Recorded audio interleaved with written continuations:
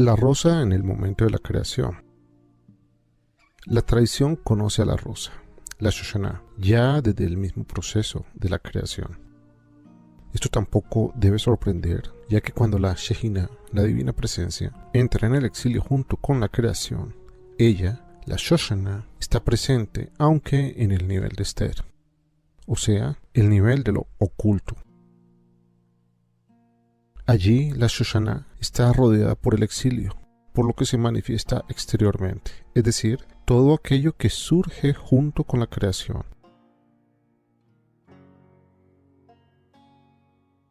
Las espinas rodean y ocultan a la Shoshana, la rosa, la portadora del secreto. La tradición manifiesta que esta Shoshana está latente ya desde allí donde la palabra divina introduce los 6 días de la creación. Ella se encuentra oculta en las primeras palabras del relato del Génesis, pues las 13 palabras comprendidas entre la primera y la segunda vez que se menciona allí el nombre de Dios en su forma Elohim corresponden a los 13 pétalos de esta Shoshana, rosa. Lógicamente, en las traducciones el número de palabras es mayor que 13, ya que el hebreo bíblico conoce una forma de expresión más breve que otros idiomas. Estos 13 pétalos de la Shoshana son alternativamente rojos y blancos, 6 rojos y 6 blancos. El 13º es indefinido en cuanto a su color.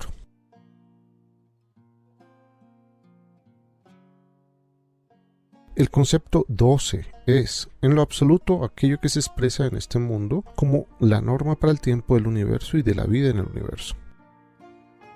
Mientras el 12 es el símbolo de la materia, de lo corporal, el 13 representa la unidad, el núcleo, como los 13 pétalos de la rosa.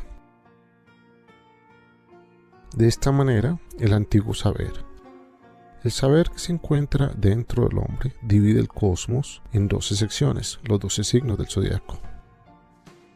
El saber antiguo estaba percatado de que algo de otro mundo se expresa en ese espacio del universo visible.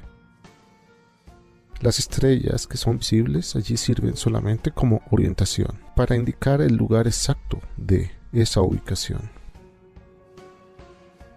Las estrellas en sí no constituyen esos signos, sino que sirven como puntos que unidos por líneas imaginarias forman signos o figuras, las que varían de acuerdo a cómo se los una. Esos signos en el límite del universo, límite no en el sentido astronómico, indican cuál principio de la armonía indivisa del otro mundo se presenta para nosotros en un momento determinado como una parte del ciclo temporal completo.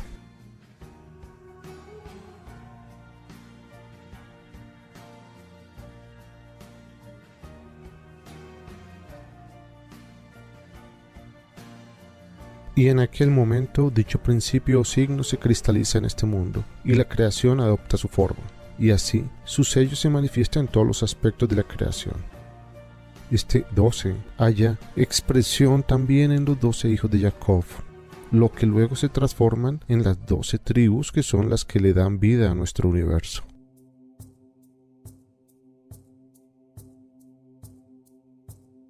El 12 es lo corporal, mientras que lo 13º es lo que lleva el 12 a la unidad, a la armonía. Lo 13º es lo que salva. Los 12 hijos de Jacob esperan al 13º y finalmente lo encuentran, aunque en forma oculta, tal como corresponde al núcleo, a la unidad, al 13, cuando los 2 hijos de José, Efraín y Menashe, conforman una tribu, cada uno en lugar de su padre. Pues el concepto 13 expresa la unidad de lo absoluto. Tal como la palabra hebrea Ejad, 1, también conoce el 13 como la suma de los valores numéricos de sus elementos o letras. Recordemos, la palabra Ejad en hebreo numéricamente es 1 más 8 más 4 igual 13. El 12 es lo que siempre cambia así, como se alternan también los pétalos rojos y blancos, y así como los 12 signos del zodiaco están en constante rotación. La dualidad hace girar, hace cambiar continuamente. El rojo es el color que corresponde a la dirección norte, la dirección de lo material, de lo corporal, de lo pesado. Para comprender la relación norte-materia, tengamos presente que en el extremo norte del atrio de los sacerdotes en el gran templo de Jerusalén es donde se sacrificaba a los animales a ser ofrendados. El concepto animal debe ser visto como símbolo de la materia.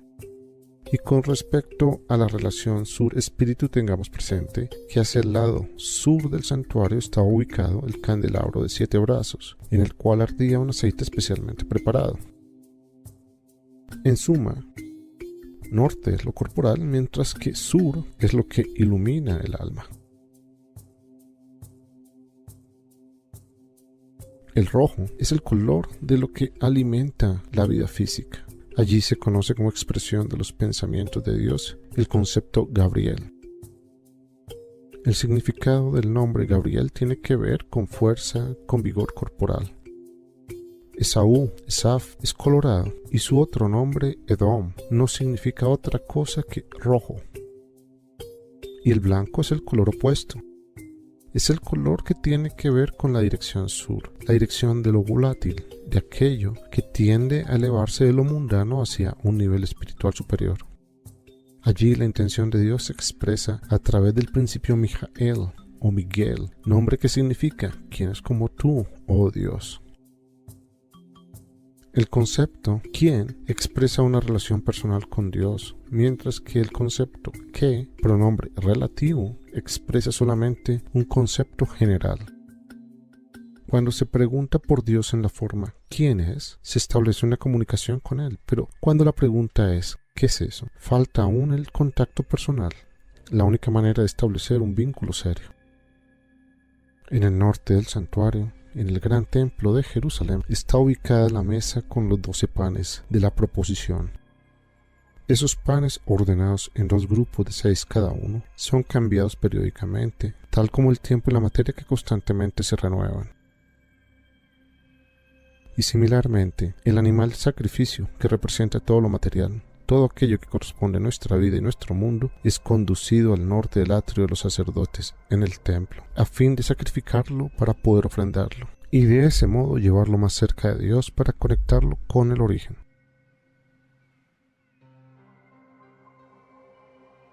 Allí en el norte, a la materia se le cambia su calidad de tal y se le quita aquel carácter cíclico y su aspecto circular por el cual se encierra en sí misma, mientras que en el sur se salpica la sangre sobre las 4 esquinas, o sea, que se confronta dicha materia con el 4, con el secreto del 4. Allí en el sur, el 1 entra en relación con el 4, lo que significa que la espiritualidad, representada por el 1, Dios, entra en contacto con la materia y con el mundo, representados por el 4 de los 4 puntos cardinales y de los 4 fundamentos básicos de la materia: agua, tierra, aire y fuego. Y por ello en el sur, frente a los panes, sobre los que hemos comentado precedentemente, está el candelabro de los 7 brazos. 3 frente a 3, pero con el séptimo como respuesta, como centro. Pues el lado sur representa aquello que puede elevarse espiritualmente con facilidad. Esto es el mundo del contracuerpo.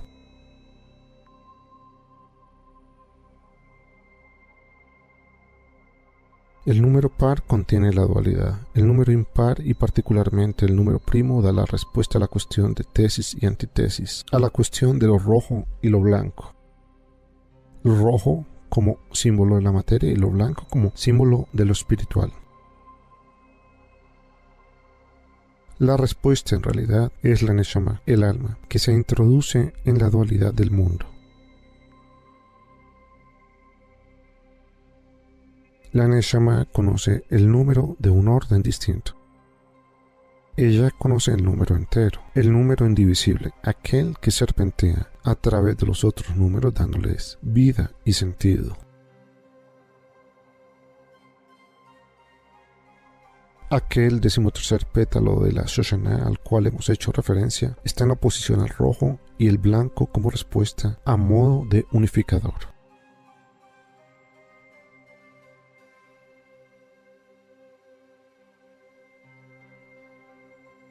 No es ni rojo ni blanco, sino que es la respuesta a la oposición, la respuesta a la cuestión por el sentido del tiempo, el sentido del acontecer.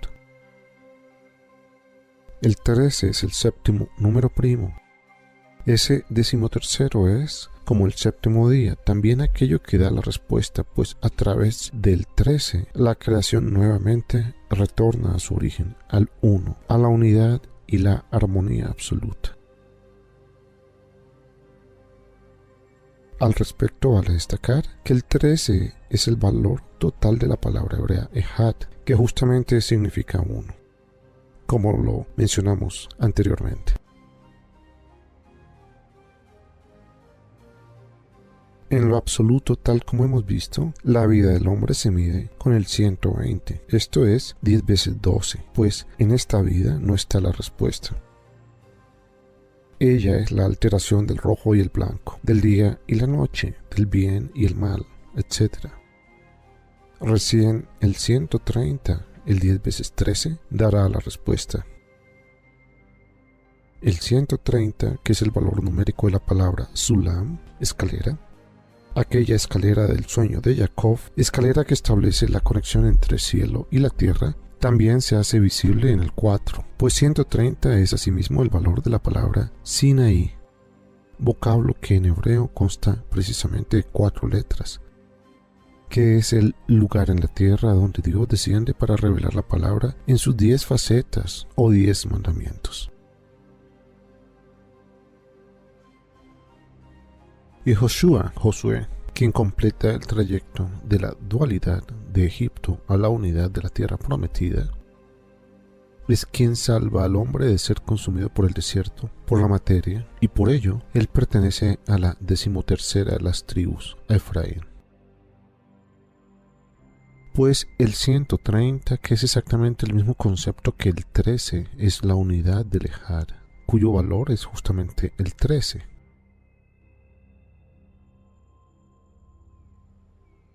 Es la unidad del uno, de la armonía absoluta. Los hijos de Jacob fueron 12, sin embargo, Rubén sabía que tenía que ser 13, así como cada hombre sabe que no puede ser que las cosas terminen con el tiempo, con la materia, o sea, con el 12, sino que debe haber una respuesta fuera y más allá del tiempo. Y por eso, a la muerte de Raquel, quiso forzar a Jacob, su padre, para que mantuviera relaciones con Lea. Y entonces surja el 13º hijo. Pero a pesar de Rubén, o debido a Rubén, el número de los hijos de Jacob quedó en 12. Sin embargo, la unidad del 13 tiene lugar posteriormente, a través de la 13ª tribu.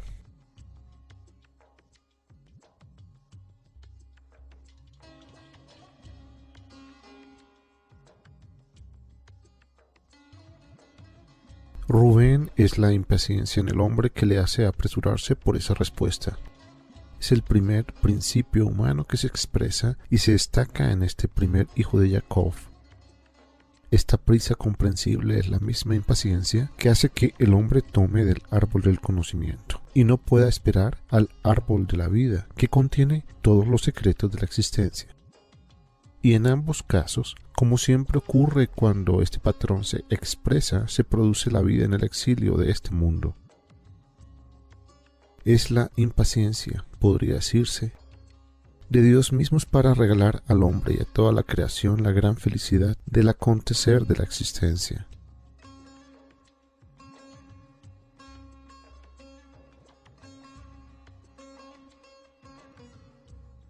El 12 de la alternación del rojo y el blanco, de esta Shoshana rosa en el umbral de la creación, ya contiene todo este relato. Y la 13ª palabra es la que da la respuesta, la que cierra, la que salva, la que unifica. Esta 13ª palabra de las 13 contiendas entre las 2 primeras apariciones del nombre de Dios en el relato del Génesis, lógicamente en su original en hebreo, es la palabra Ruach, traducida por espíritu, pero en realidad intraducible como todo el complejo bíblico. Es el Ruach Elohim, Espíritu de Dios, el que conecta los opuestos, y esto finalmente es una especie de definición de Ruach, pues no es rojo ni blanco, porque el Ruach precisamente anula el contraste.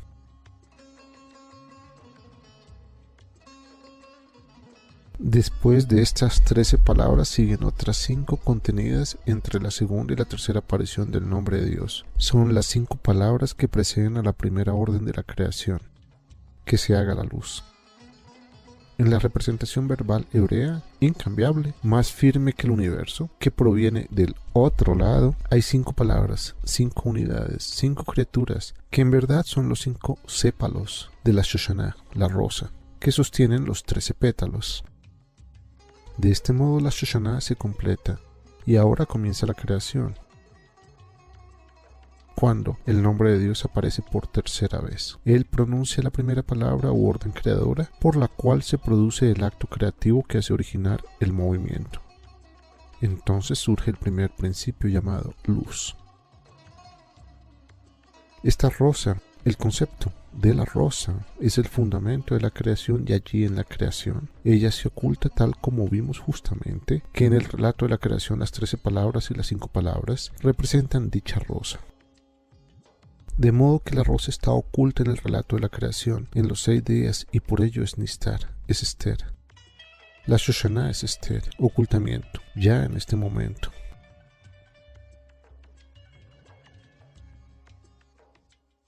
El Shoshan, la rosa o lirio en las columnas del templo, la ciudad de Susa o Shushan, la Shoshana en el cantar de los cantares, la Esther de la Megilá. Todos esos conceptos ahora cobran un sentido más amplio y profundo para nosotros. Esta rosa es muy significativa. Ella se extiende hacia atrás hasta el comienzo originario y está oculta allí incluso desde antes de nuestra creación.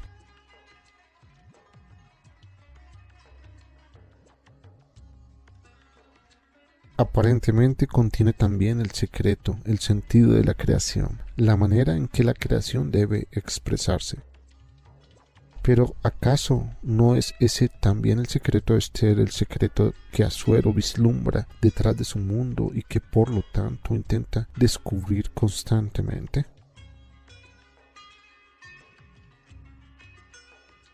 ¿No es ese incluso el secreto que el hombre vislumbra en su exilio en este mundo? ¿Acaso no guarda el relato de Esther un paralelismo perfecto con el relato de la creación y la existencia del universo, tal como éste halla su expresión en esa rosa de antes de nuestros 6 días? Quizás nuestro exilio esté justamente sellado con este comienzo originario. ¿No estamos nosotros mismos parados en el final del proceso de la creación, o sea, nuestro presente? ¿Y no estamos entonces continuamente parados en el umbral de ese comienzo premundano? Esther, esa Esther idéntica a la Shoshana de estas primeras 13 palabras y 5 palabras, está justamente en Shushan, en Susa.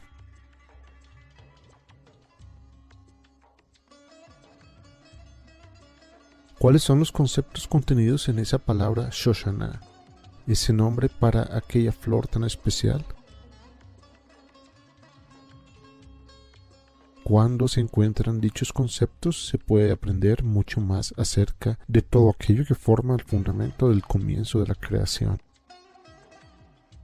En la palabra Shoshana están presentes los conceptos hebreos equivalentes a cambiar, repetir, envejecer, aprender, alternar, distinguir, 2, año, sueño, 6, etc.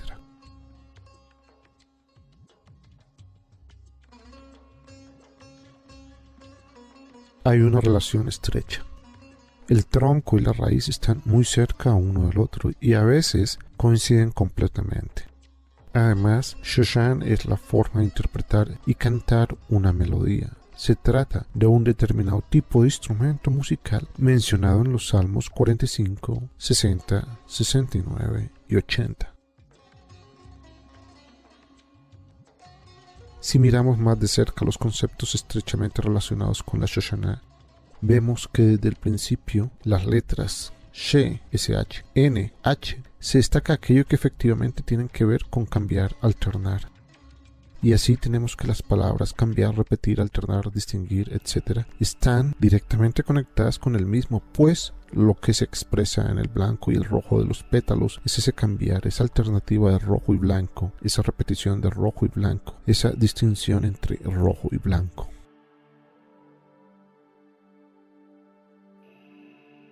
Acordémonos que esto solo se puede entender en la medida que uno conozca el idioma hebreo. Que el concepto 2 también esté conectado con la palabra Shoshana se entiende. Es por la dualidad justamente que se produce a través de ese constante cambiar y alternar. En realidad el 2 es siempre la expresión del rojo y el blanco de la rosa. Aprender, cuando uno lo piensa bien, es aprender a conocer ese proceso de cambio, esa repetición continua. Es constatar la alternación de planos, constatar el sentido de la distinción. Por ello, la primera versión escrita de la Torá o ley oral recibe la denominación Mishnah, que en realidad significa repetición, o sea, en este mundo los conceptos del otro mundo, el mundo de lo espiritual.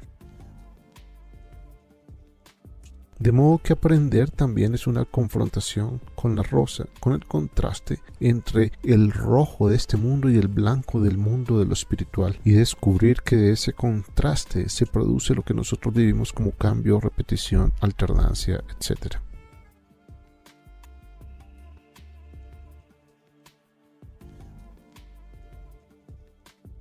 El concepto envejecer también tiene como base este cambiar, este alternar. Envejecer es pasar a través de los 12 pétalos de la rosa para llegar entonces al 13º. Año, en hebreo, Shana, es otra consecuencia más de la presencia del principio que nosotros llamamos cambiar o alternar. Es la repetición continua y alternada de las fases rojo y blanco a lo largo de todo el ciclo temporal del 12.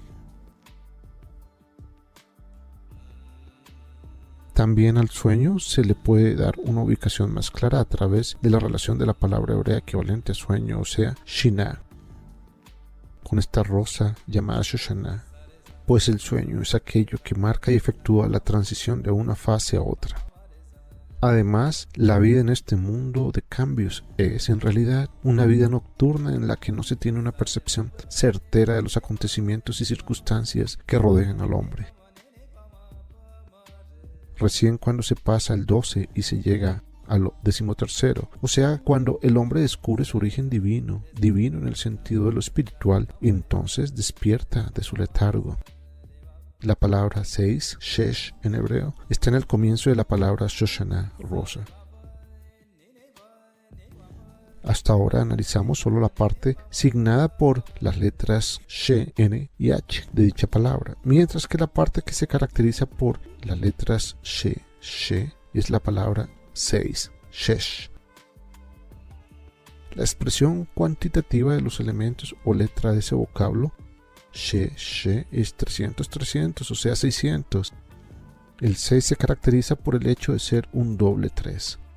En el proceso de la creación de los primeros y los segundos 3 días, esta estructura del 6 dividido en 3 y 3 también haya expresión, pues la creación toma lugar en una unidad de 3 días que luego evoluciona y se repite. La luz y la oscuridad del primer día evolucionan hacia el sol y la luna del cuarto día.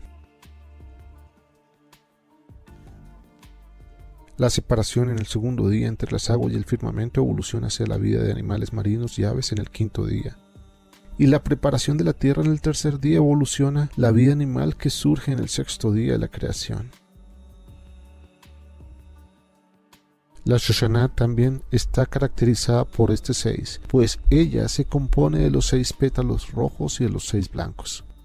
El 6 plantea una cuestión, esto o aquello, blanco o rojo.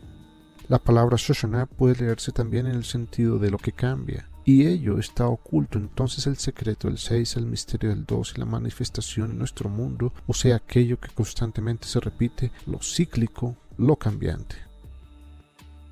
La Shoshana, la rosa, como primer fundamento, ya determina cuál será el principio aplicable posteriormente en la creación.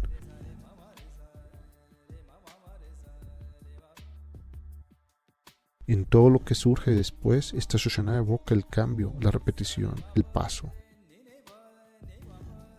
El fundamento de la manifestación de la creación es este ir y venir, esta continua repetición, este hecho de que todo está sellado siempre con el mismo patrón. Ese es el secreto de la creación, donde se constata una infinita e incesante repetición. pero no se comprende su sentido. ¿Para qué ese eterno ir y venir? No se comprende el sentido, pues no se tiene conocimiento de aquel fundamento llamado Shoshana, que contiene en sí la causa de esa repetición continua.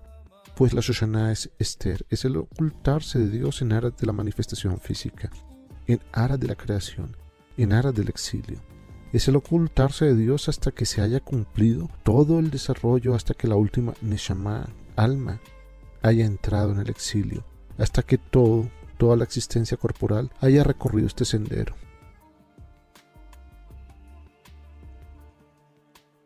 Es el ocultamiento de Dios para que a lo largo de toda la creación el hombre pueda actuar gratuitamente. La repetición aparentemente infinita existe para que siempre, ante el Dios oculto, el hombre actúe en el mundo en forma divina, no hipócritamente, siempre tan limitado y rutinario, sino desbordando todos los límites. La constante repetición, pero también el desarrollo y el cambio, están para hacer que esta conversación del hombre con Dios, con el Dios oculto pero conocido, continúe con plena fuerza.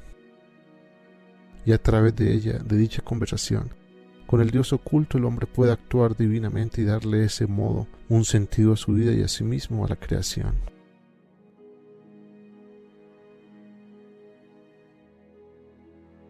La repetición expresa el principio del sello con el patrón inalterable. Es el principio que se conoce como el árbol que es fruto. El esprit, que implica el fenómeno de que existe una armonía inalterable, en la cual el crecimiento, desarrollo y objetivo final, el fruto final, existen como una sola totalidad. Es una situación que en términos terrenales de tiempo y espacio no es comprensible ni pensable. El concepto cambio también contenido en el principio Shoshana es visto como la expresión del principio árbol que hace fruto, el Etz o Sepri, que implica el fenómeno que llamamos desarrollo. Este es un principio que sí es comprensible para nosotros, para los seres humanos, para el mundo, para la materia. Dicho principio implica que una cosa se desarrolla hacia cierto objetivo. Este desarrollo es esencialmente el paso de la Neshama, del alma divina, y todo lo que ella implica a través de este exilio, o sea, esta creación. El camino tiene cierta orientación y en tal sentido se puede estar más cerca o más lejos del objetivo final, pero sin alcanzarlo. Sin embargo, en el árbol de la vida, estos dos principios, el desarrollo hacia el objetivo y luego el objetivo ya logrado, están unidos. Por eso, el árbol de la vida es árbol que es fruto y que hace fruto. La expresión que es fruto denota el objetivo ya alcanzado, mientras que la expresión que hace fruto denota el constante desarrollo material. Al árbol del conocimiento se lo conoce también como el árbol que hace fruto. Pues el desarrollo en la materia, hacer fruto, o sea, desarrollarse más y más a nivel material, es lo único que conoce el hombre y en tal sentido él no ve la necesidad de actuar gratuitamente. Actuar gratuitamente significa observar una conducta con sentido espiritual, aunque los motivos no estén al alcance de la lógica humana, que es lo contrario de lo que hizo Adán en el paraíso al comer del árbol del conocimiento. Aquel árbol cuyo fruto Dios le prohibió, pues él quería saber y conocer todo de acuerdo a su propia lógica, de acuerdo a lo que él pudiera comprender, y pensó que a través del árbol del conocimiento lo lograría. Sin embargo, los resultados de dicha conducta son para todos conocidos. El árbol de la vida se compone, además de lo que el hombre puede comprender, o sea, el desarrollo material, de aquello que le resulta incomprensible, es decir, la parte árbol que es fruto. El hombre puede captar que un árbol produzca un fruto, pero no que el árbol sea a su vez el mismo fruto. Sin embargo, justo esa parte es la que lo puede hacer actuar gratuitamente. Justo esa parte que escapa a su lógica y su razonamiento es la que puede liberar al hombre de su ego y hacerle ver que el universo es mucho más amplio y la vida mucho más hermosa de lo que él creía. En suma, justo a esa parte que él no puede captar racionalmente es capaz de mostrarle que la vida no es solo lo material, sino también y principalmente lo espiritual. La Shoshana se compone de ambas partes, con los pétalos rojos expresando lo que se desarrolla, la materia, y con los pétalos blancos expresando el contenido espiritual del universo. aquello que es inmodificable por las leyes del mundo. Por supuesto, Dios está oculto en este secreto, el secreto de Esther. Y Dios justamente tiene estos dos lados, la parte y la contraparte. Allí en el secreto hay algo explosivo. Allí, al lado del desarrollo, permanentemente está eso otro. Lo espiritual, la meta que ya es, la cual está presente a cada momento y puede irrumpir en cualquier instante. Es parte del secreto del ocultamiento. En cualquier momento se puede terminar todo lo que es desarrollo y en cualquier momento puede irrumpir aquel otro mundo. De modo que el relato de Susa es el relato de la Shoshana. Susa igual Shoshana. Y es el relato también de la creación donde el patrón del sello de Dios se expresa por doquier. Desde Susa, la capital del reino persa, donde está la sede del rey, fluye la corriente hacia el mundo. En el exilio ello corresponde a la corriente de las leyes naturales que parecen inalterables, corriente de la que Asuero es el rey. Son las leyes del desarrollo de lo continuo, lo calculable, lo sutilmente comprensible. Pero en Susa también reside el secreto. Susa es el lado masculino de Shoshana. En Susa reside Esther también. Aquella Esther sobre la cual Asuero no logra conocer el origen. La misteriosa Esther, el misterioso ocultamiento de Dios. ¿Para qué Dios se oculta? Quisiera preguntar a Asuero alguna vez. Me molesta eso, dice Asuero. ¿Acaso las leyes de los medos y los persas no son las únicas? El mundo es gobernado desde Susa. Desde allí provienen la repetición y el constante cambio. Así es la creación. Porque Dios se oculta, porque dice de sí mismo, estoy oculto. Todo lo que viene a la creación tiene ese aspecto que ya está expresado en la Shoshana, ese aspecto de la dualidad. La dualidad del cielo y la tierra, luz y oscuridad, hombre y mujer. Y ese aspecto trae movimiento también.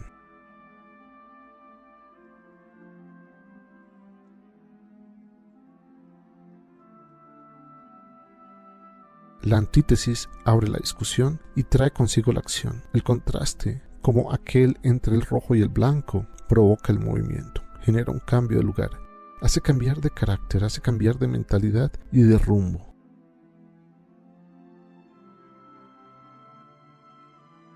Tal como en la mecánica, dos diferentes fuerzas que actúan a la vez tienen un resultado común. Tal como en lo humano el hombre y la mujer producen una nueva vida, así toda la antítesis provoca un movimiento y un cambio y toda repetición se expresa como movimiento.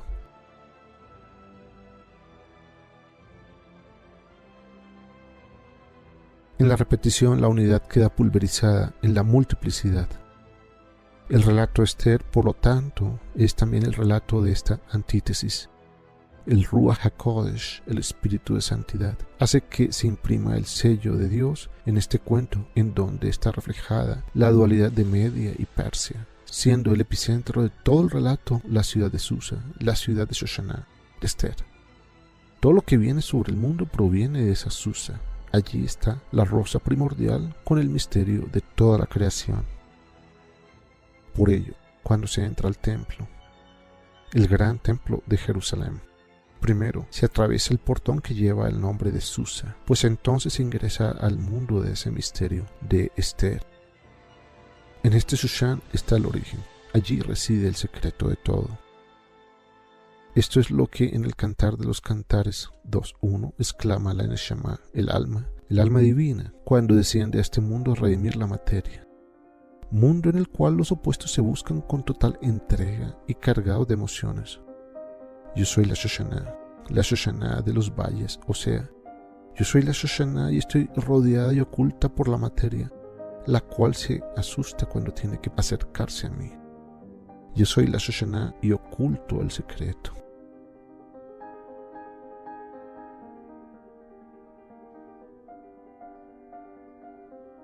La tradición señala la relación entre el hacer del hombre y el sentido de la creación, pues ambos están entrelazados y la Neshama, el alma, lo sabe.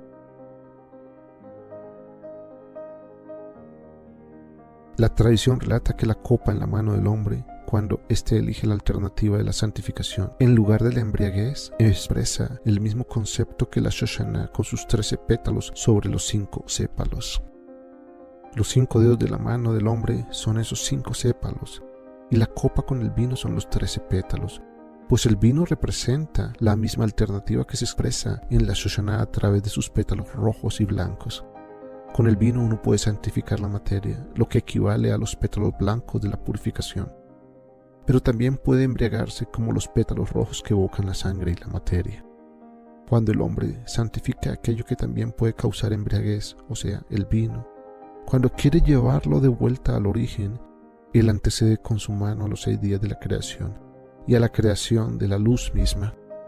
Entonces su mano está extendida hacia allí, y su acto está en el terreno de la fuerza originaria, llegando hasta el terreno mismo del secreto. Un banquete se inicia con la santificación del vino, o bien se puede llevar a cabo un banquete sin esa santificación. La palabra hebrea para designar banquete, mishte, tiene relación con la expresión hebrea equivalente a beber, o sea, shatá. El banquete está determinado por la consumición del vino. Esto es por el hecho de saber hacer aquella elección, que tal como lo vimos, el vino representa. Vemos que mishte y shatá tienen exactamente la misma raíz, banquete y beber. Por otra parte, todo paso en la vida, todo pasaje, incluido también el paso del alimento a través de los intestinos del hombre, es visto como un fluido líquido, porque el alimento del hombre son todas las vivencias y circunstancias que él percibe en su vida. El hombre ve cosas, vive sucesos, tiene esperanzas y desesperanzas, amigos, enemigos. Todo eso acontece durante su vida. Es la corriente del tiempo que fluye y él lo absorbe todo. La vida aquí, en este mundo, la vida con el tiempo que pasa es su comida, es su mishte, es su banquete. En el plano material, el tiempo se manifiesta como agua y al respecto tenemos que la letra mem, o sea el concepto 40, es la forma de expresar el tiempo largo y eterno. Y a su vez el concepto men significa agua en hebreo. Tenemos entonces que el pasaje del tiempo da la idea de algo líquido. Y en otras cosas, por ello la palabra mishte, banquete, deriva de la expresión hebrea equivalente a beber. Y aquí vale la pena referenciar el significado de la comida y la bebida como parte de nuestras funciones fisiológicas. El hombre en el sepulcro es como Jonás. Recordemos a Jonás del libro de Jonás de la historia bíblica.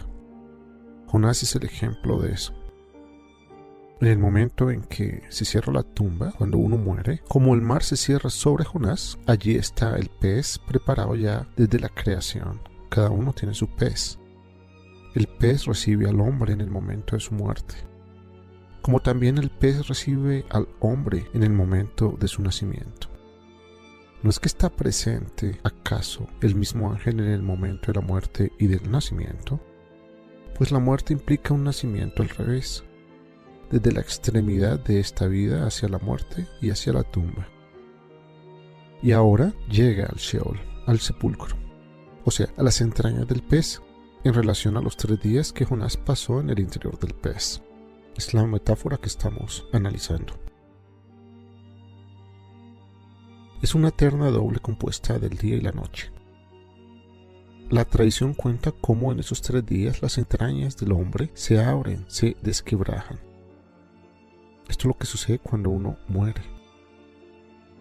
No me parece que se trate aquí de verificar científicamente, como se dice, si efectivamente sucede así con las entrañas del cuerpo muerto. Además, por eso mismo, los cremados presentarían problemas insolubles.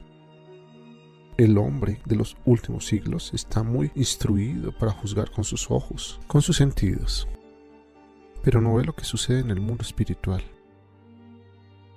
Las entrañas que se rompen son algo que sucede dentro del pez, en el Sheol, en el sepulcro, allí hacia donde desaparece el hombre. Lo que se ve de él todavía en el caso de excavaciones, por ejemplo, es solo aquello que queda o no queda de él como apariencia transitoria en este mundo. Las entrañas del hombre son la expresión y nuestra manifestación del fenómeno de la digestión. Así lo llamamos hoy en día, intestino.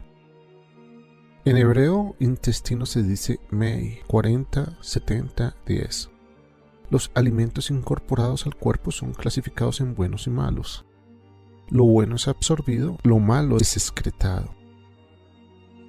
Esa discriminación en hebreo se llama Havdalah y tiene lugar allí independientemente de la voluntad consciente del hombre. Hay una discriminación entre lo bueno y lo malo. Eso es Havdalah. Algo que huele mal, el hombre ya no lo absorbe, por lo menos si funciona como hombre. Pero también aquello que huele bien contiene el Ra, lo malo. Si no, ni siquiera podría haber aparecido en este mundo. El Ra, lo malo, siempre es la base, la condición para la manifestación aquí, ya que es la fuerza evolutiva, el principio que posibilita al mundo la huida del origen hacia una evolución de máximo desarrollo. Y entonces, poder evocar la fuerza del retorno, fuerza que lleva a la unificación. Este juego de fuerzas y contrafuerzas es como el exhalar y el inhalar, el parpadear de los ojos, el latido del corazón, etc. En lo que el hombre absorbe por ser atractivo, sabroso y de buen aroma, también allí, por supuesto, está presente el Ra, lo malo. Ahora, dentro del hombre se desarrolla el drama enorme de la separación entre lo bueno y lo malo. En general, el hombre no se da cuenta. Come, bebe, festeja, etc. Mientras su cuerpo es dirigido y hecho así para que haga esta distinción.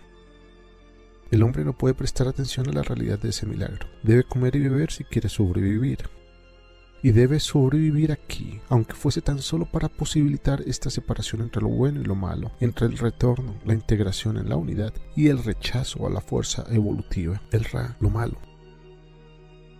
Así en su vida, allí donde vive conscientemente, en gran parte, en su percepción, en su pensar y en su actuar, debería también hacer esta distinción, pues de este modo el hombre libera, salva de la conexión con el mal a todo lo que fue hecho para el retorno a fin de integrarlo en la unidad.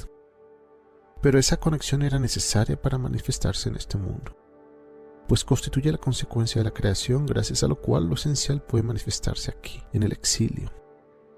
Exilio también significa cautividad en el Ra, en lo malo. De modo que por distinguir entre lo bueno y lo malo, el hombre puede liberar todo lo que viene a su encuentro, todo lo que encuentra en la vida, en cualquier cualidad, y de esa forma lo libera de su exilio en el Ra, de su exilio en lo malo. El hombre rechaza al Ra, lo malo, durante el encuentro, lo despide. El Ra es la fuerza de huida y su finalidad es que esta huida sea realidad. Cuando todo se torne a la unidad, el Ra no tendrá más lugar, por lo menos no en su calidad de Ra, de maldad. El Ra solo es necesario para hacer este mundo del exilio. Cuando se levanta el exilio, se levanta el Ra. Por lo tanto, el Satán, el obstructor en el camino hacia la unidad, el que justamente alimenta la huida del origen, tiene este olor malo en la tradición. Cuando el fugar termina, cuando termina la exhalación y se efectúa la inhalación, termina entonces la existencia del Satán, por lo menos como Satanás. De modo que el hombre puede liberar a toda la creación de su evolución sin fin en la materia. Cuando ello ocurre es como el inhalar, después de lo cual se exhala el Ra, lo malo. Pero eso sí, el hombre libera a la creación. Pues el hombre, cuyo cuerpo fue hecho de modo tal que normalmente, o sea, cuando está saludable, discrimina lo bueno de lo malo, muy a menudo elige otra cosa al encontrarse frente a la alternativa. Y cuando elige el mal, piensa que actúa bien para su existencia y ni le importa cuánto apeste este mal. Y muy a menudo lo sabe, protesta, pero igual lo hace. La realidad es dura, se dice entonces. Eligiendo este Ra, este mal, se levanta una construcción muy extraña y peligrosa dentro del hombre. Su cuerpo comienza a contaminarse con verdadero veneno, difícil de resistir para el corazón y los riñones. Entonces el hombre empieza a tener un paso pesado y rengo, inclinado fuertemente hacia la izquierda.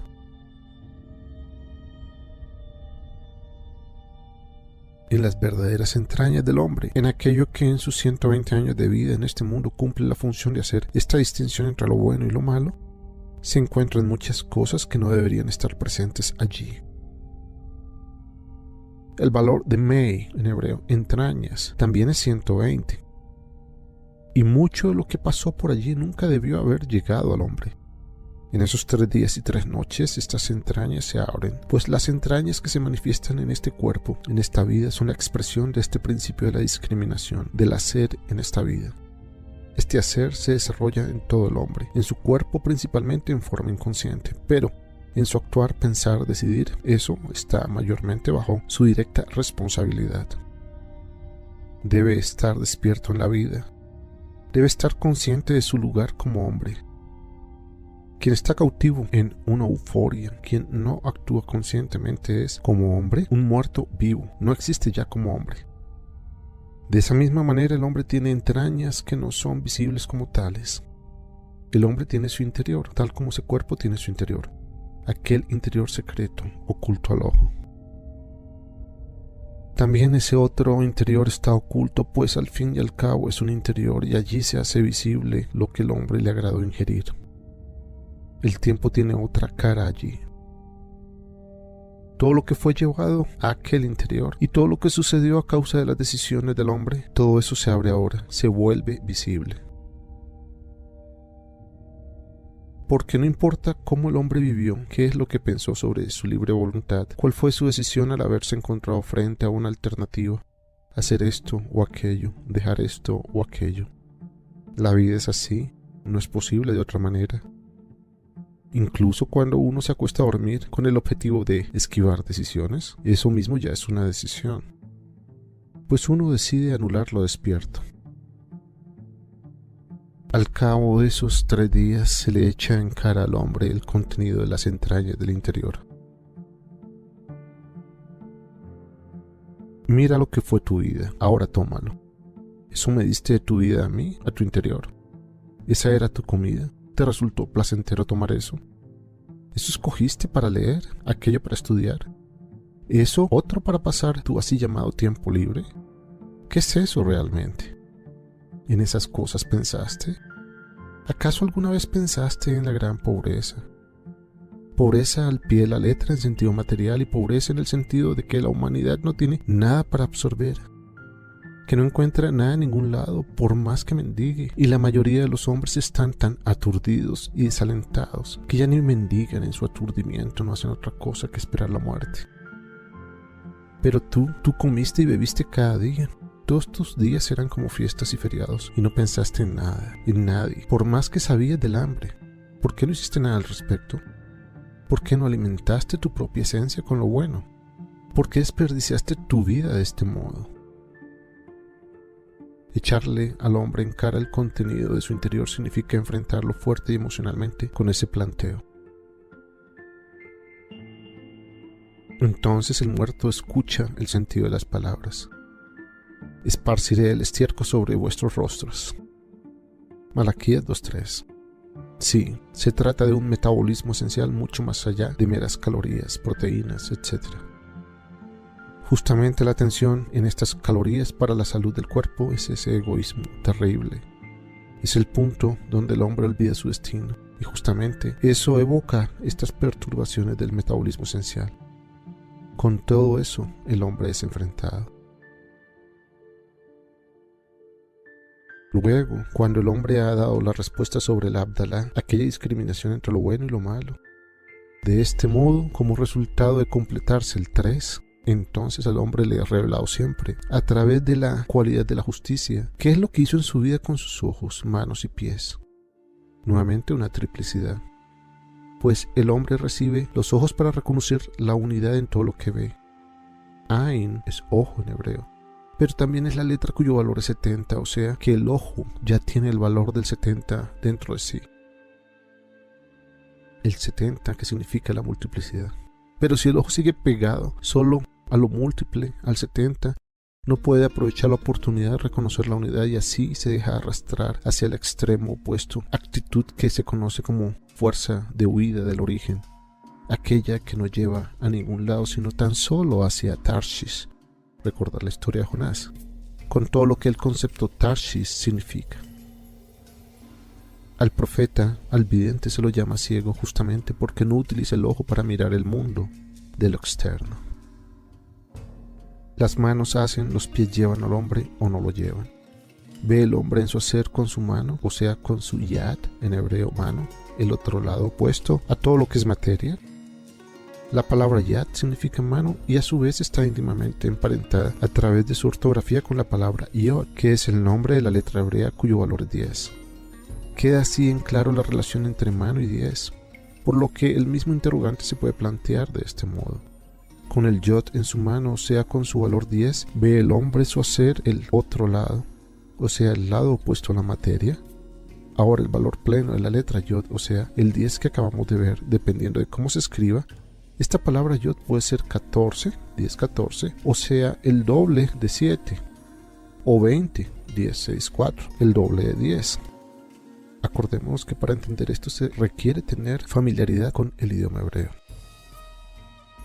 De un modo más simple, el interrogante planteado se puede expresar también de este modo. El hacer del hombre es hecho solo por lo exterior, esto es, por la materia en sí. ¿O se da cuenta él de que este hacer tiene otra mitad aún, más allá de lo meramente material? En este sentido, el 14 se compone del doble 7 y el 20 del doble 10. Recordemos que ese 14 y ese 20 son los valores plenos que, según la forma en que se la escriba, pueden adoptar la palabra yod, nombre de la letra cuyo valor externo es 10. Esto podría explicarse mucho más extensivamente, pero por el momento dejamos la referencia hasta aquí para hacer la relación con el significado de la comida y la bebida y las consecuencias con el discernimiento en la escogencia entre el bien y el mal y la hora de la muerte.